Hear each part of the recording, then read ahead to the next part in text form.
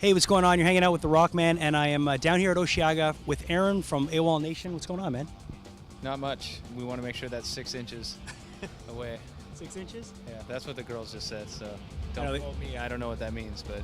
The girls mentioned to me that we had to keep the microphone 6 inches away, and That's like 5 inches. That's 5? Yeah.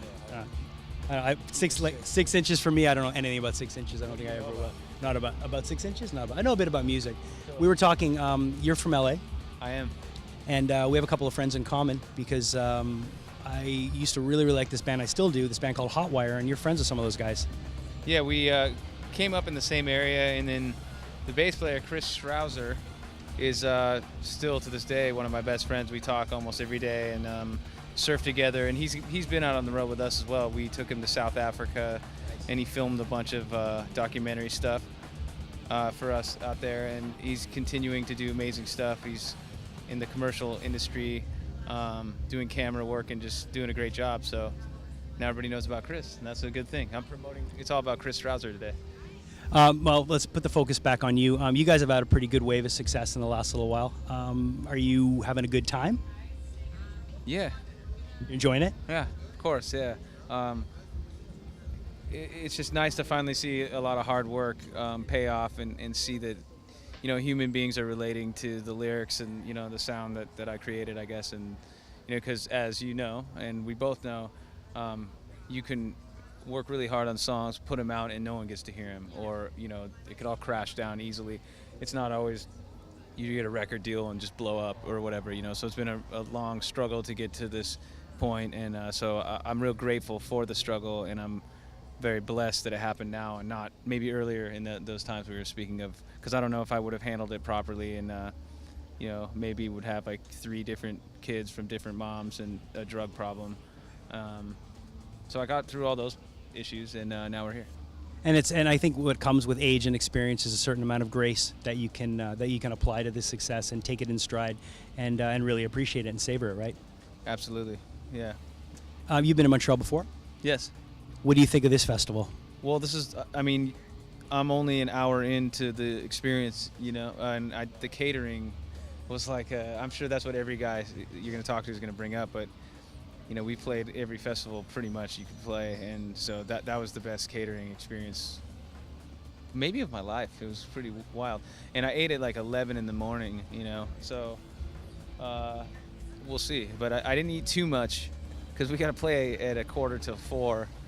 And the name of the game for me is to not ever have too full of a stomach, because I won't be able to sing well, and I'll be sweating like a pig and just like feel bad and stuff, So. Well, Chuck Hughes, the chef who does all the, he's like a world-renowned chef. So I think every band that comes through here, it's almost like catering has become a celebrity in itself. Yeah. The catering is like, who cares about the show? No. But all kidding aside, this is a beautiful atmosphere. We've played Coachella, we played all the festivals of Europe, and every festival is beautiful in its own way, I suppose, but there's something really unique and gorgeous about this body of water right here and all these trees that we're surrounded by. Not to mention the beautiful weather today. I hate being too hot, especially when you have to play on stage. So it feels just like a wonderful kind of California day right now to me. Knock on wood, we're pretty blessed with nice weather, and usually because of where we're situated and because of the we're on an island and the water's always moving, we get a nice overcast and it's never too hot. Yeah, it's beautiful. But I think we may play, and then right after we play, it's gonna just go to hell. Yeah. So that's happened before. We've been really lucky with the powers that be with weather. Where there's been a couple situations. We did a festival in Oklahoma where we played, and then Primus was going to play, who I've never seen, and I was really excited. That's like a childhood dream right there, sailing the seas of cheese, 13 years old, and so I was looking forward to seeing that and having that nostalgic moment. But this terrible storm came through and blew the whole stage over and ruined all this gear for the Flaming Lips and some of Primus's stuff. But when we played, everything was all right. So my point is, like, if you're on a festival with us and weather is a possibility, you don't want to be after us, because we're connected to the weather. Some people don't want to follow a band because of their stage presence. They want us to follow you because of your command with Mother Nature. Well, Mother Nature also, or a little bit of both, Mother Nature also gives us the power to play really well on stage and engage with the audience as much as possible and cause people to sweat a little bit as well. So yeah, I guess a little of both, hopefully. I ask everybody this, will be the last question. Your biggest holy fuck moment so far in music, where you've just been on stage, or someone's been side stage that's an idol of yours, or the one that you've toured with and that you've just said, I can't believe I'm actually on stage next to this person, or watching this person, or on the same tour as this person? I wouldn't even know where to begin. There's been so many. Which one that comes to mind? There's a couple. I mean, when we played a festival where it was us and then 2 bands and then Radiohead, and just to see like the AN logo on some of our road cases next to the Radiohead, mouse ears that they have from the Kid A tour on some of their gear, like being next to each other was kind of freaked me out. That was really cool.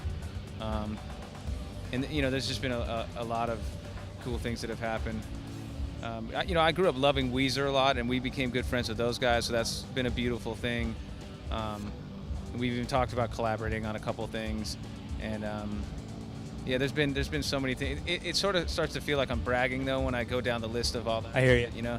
There's been a couple people who found my number that have called me and wanted to just pick my brain about the production of the record that I did or some of the songwriting, but I'll just say that it's been. This whole experience has been a holy fuck moment for me, because I didn't expect anyone to hear any of these songs, let alone Sail be a single at all. In fact, when I wrote some of the lyrics, I'm like, these are kind of crazy things I'm saying, but no one's gonna hear it anyway, so who cares? And then it ended up being, this whole ordeal later on. So the whole experience has been wonderful, and playing beautiful festivals like this, or having people want to film me or ask me questions, has kind of been mind-blowing in itself. Thanks for taking the time. AWOLNation from Osheaga 2014.